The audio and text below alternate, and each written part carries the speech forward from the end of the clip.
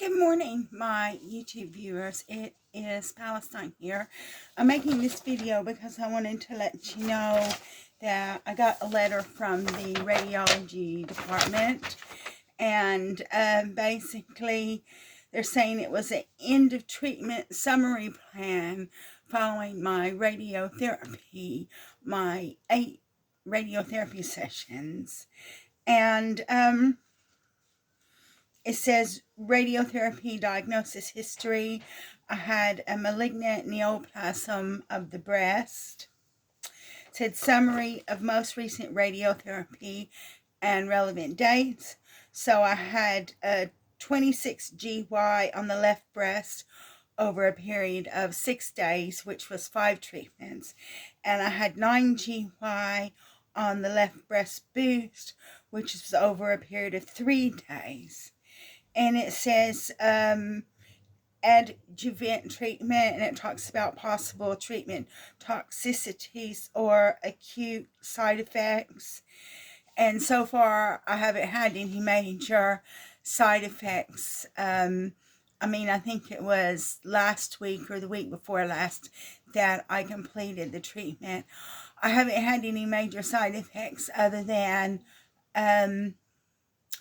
pain on the left side, but so far that's subsided.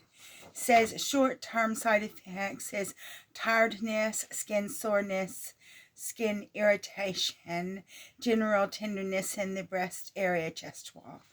And then says required GP actions in addition to GP cancer care review. Says end of treatment review, and alert symptoms that require referral back to specialist team, persistent pain with uncontrolled with simple analgesia, skin nodules on the chest, wall of breast, auxiliary swelling, and secondary care ongoing management plan, and just give some other information about lymphedema, healthy eating and exercise, contact details, and then that was it. That was it for my end of treatment for radiology. So they did actually send me a letter. So I haven't had any major side effects except for the pain here.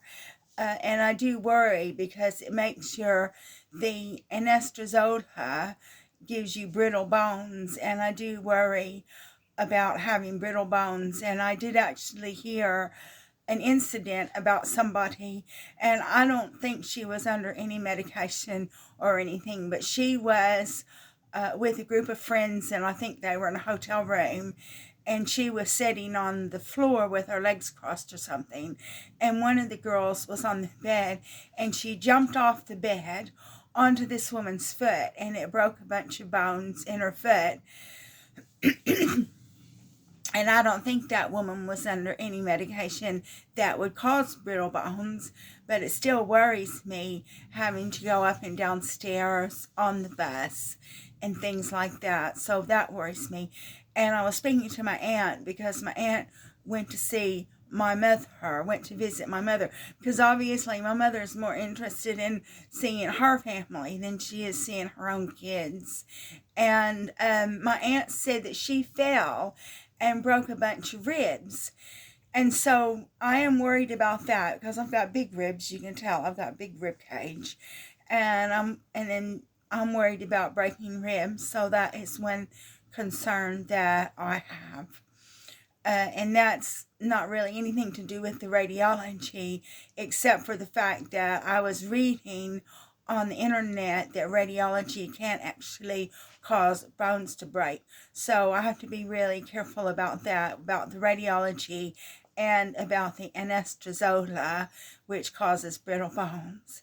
So that concluded my cancer treatment. So I think that my cancer treatment has come to a conclusion, but on Monday I have an appointment to see the diabetic eye clinic, and I'm going to have to get a new pair of glasses, I believe, and they're not cheap. I have to pay for them myself, and they're not cheap. And then the following week I have an x-ray I think it's a bone scan, but I'm not sure. And my boyfriend is going to the appointment with me because it's in another town and I have to take another bus to get there. But one thing that I wanted to discuss, I was thinking about making another video, but I'll just discuss it in this video, that somebody who says that they know me contacted my sister on YouTube when my sister was doing a live, which I don't do any lives. I don't have time to do lives. But my sister was doing a live, and then this person contacted my sister and said that they knew me. And they said that I was really critical of her and I was really down on her and stuff like that. So I haven't said anything about my sister other than what's on YouTube. And the only thing that I said about my sister was that she made a video about me saying that I got cancer because I didn't watch my weight.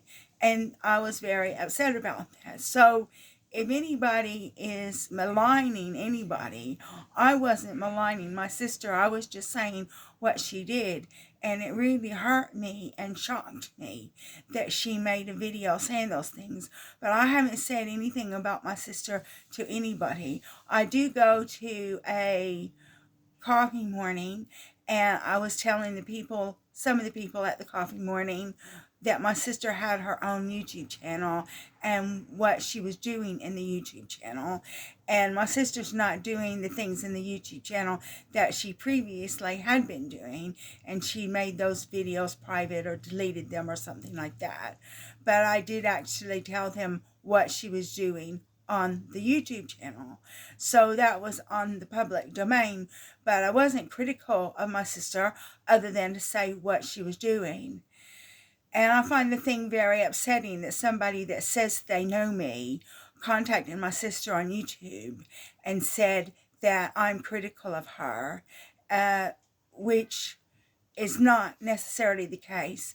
The only thing I said is what she did to me. I didn't say anything else. And then I told people privately about her YouTube channel, and this was a coffee morning for depressed people, and supposedly it's a safe place. So I don't know if this woman that I gave my sister's YouTube channel to contacted my sister and said I was saying things about her. But in any account, it's very unprofessional and unfriendly to be repeating private conversations. And I will speak to that woman that I gave my sister's YouTube channel to, and I will tell her what happened, and I'll see if she give her a chance to confess to something. But and I know I said something to one person and he didn't confess to anything, and I'm going to speak to another person that I know of and give him a chance to confess. But so far, nobody's admitted to what they did. But I think it's pretty poor that somebody that knows me, that supposedly is a friend, would be contacting my sister and saying that I was really critical of her and really down on her. And then that's not something that a friend would do. So obviously it's a fake friend. But I just wanted to bring that up in this video because I wasn't sure that I wanted to make a whole video talking about it, which I could have. So, but now that I'm making a video about my cancer treatment, I just thought, oh, well, I will include this in there because it upsets me. I don't have any family. My family doesn't care about me. They don't care what happens to me. And I only speak to my family because I want to know what's going on with the family. But I'm never going to see them again because they live in the U.S. and I live in the UK. And so for somebody claiming to know me, contacting my sister and saying things, it's out of order. It's out of order. It's unprofessional to be repeating private conversations, and it's definitely unfriendly. So I'm going to go ahead and close this video. If you like my video, please like and subscribe, and I'll be making another video for you when I've completed my diabetic eye clinic appointment.